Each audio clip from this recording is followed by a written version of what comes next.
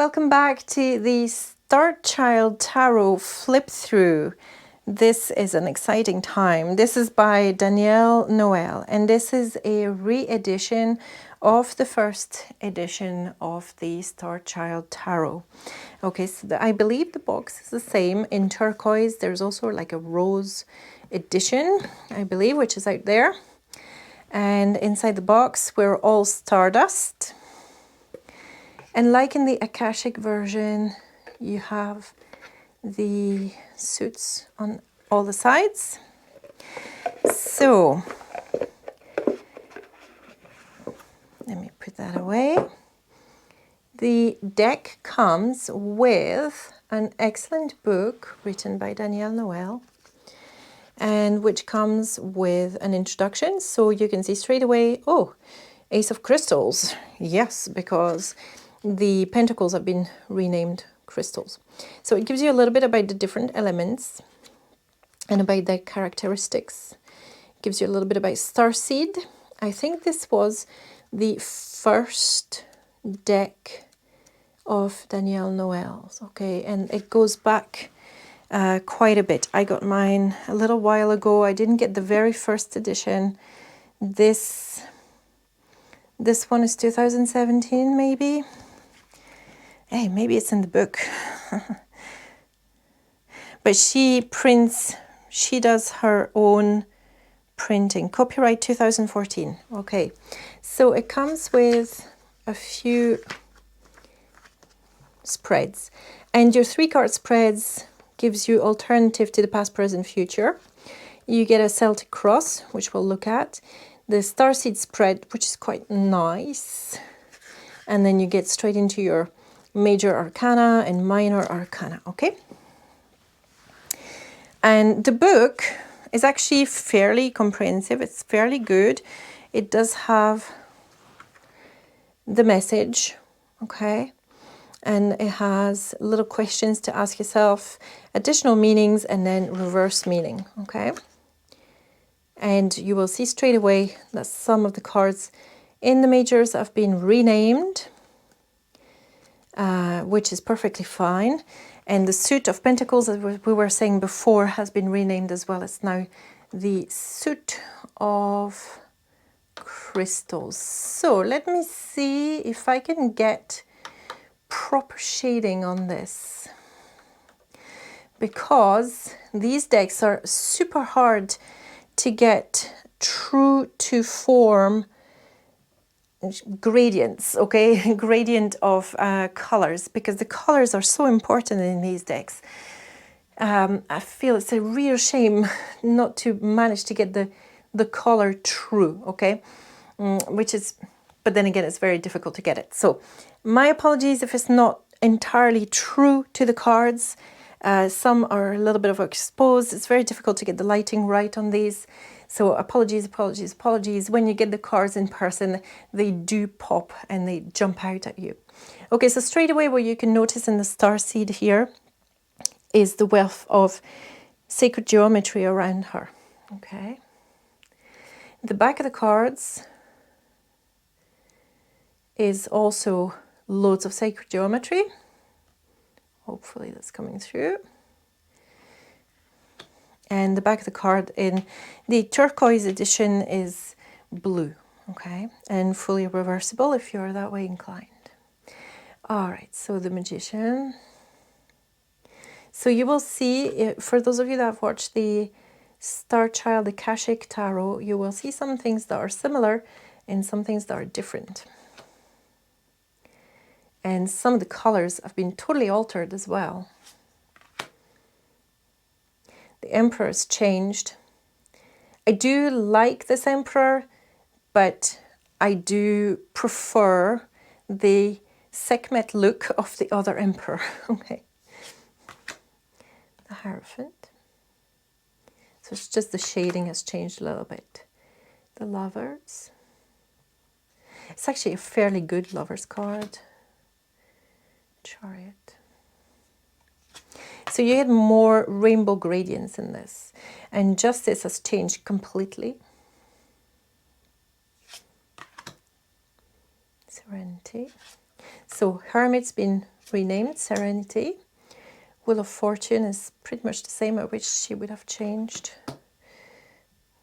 Strength is in place 11, which is exactly how it should be. Maybe you don't have a strong opinion on this perspective instead of the Hanged Man. Transformation for Death. Temperance. So one of the stranger cards, my son doesn't like this one, but I do love the apparition of Kipera there. Oppression for the Devil. This is a good Tower card for me. It's just that it's not smack down with lightning, but you've been swept away. But I do like the use of the elements in it. Beautiful star. So it is quite hard to make the girl out, but there is a person, and no, she doesn't look sad. She's okay. A sad moon card. And a happy sun card. Although you could get burnt by that sun, I must say. Awakening. And festooned with sacred geometry. The World. Coming out of chaos.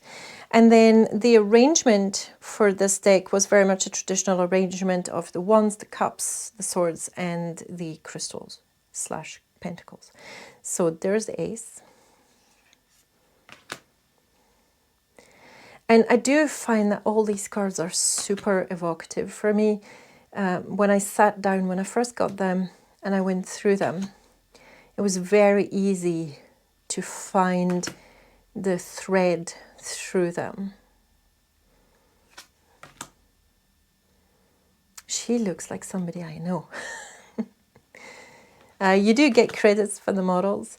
This is one of my favorite cards in this deck.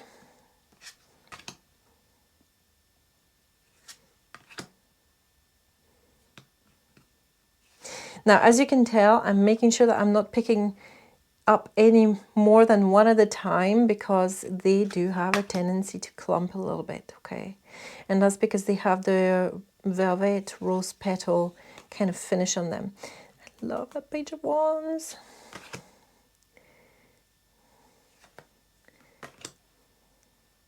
And you can see the familiars do come back for some of the courts. I mean, he's quite casual for a King of Wands.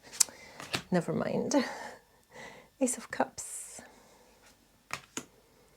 And I do prefer this one with the exchange and the I love it. In the Akashic version, you have the same card, but the cups have been changed. They now have sacred geometry, so that you're not working with colors anymore, but you're working with sacred geometry. And they're darker cups as well. So I do love that all the cups are different from card to card. I do love the startled look on that cat. And you can tell, right? It's going from happy days, super happy days, to blasé, things are not exactly happy, and to the Five of Cups. So you do get a real progression.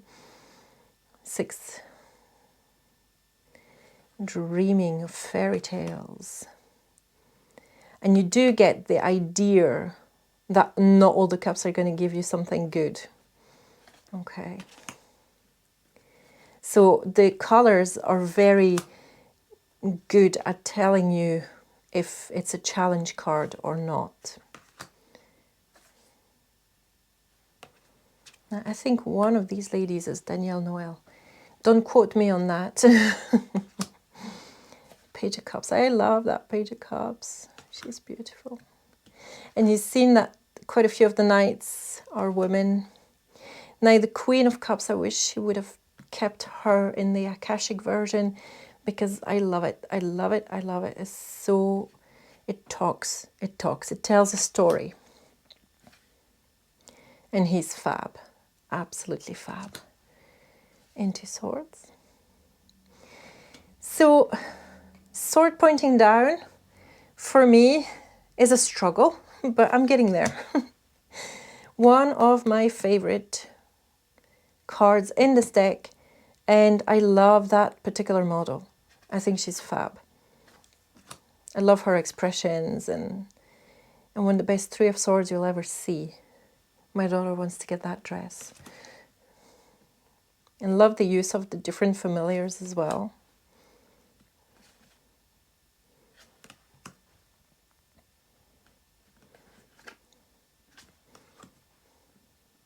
And then there's some pip cards that are very pip cards, right? So you need to know how to read them. This is good. The 7 and 9, very similar. The 10 is beautiful. Spot on. Page of Swords. Love that one. Queen of Swords. She is phenomenal as well. I mean, check her out. So much to read. King of Swords.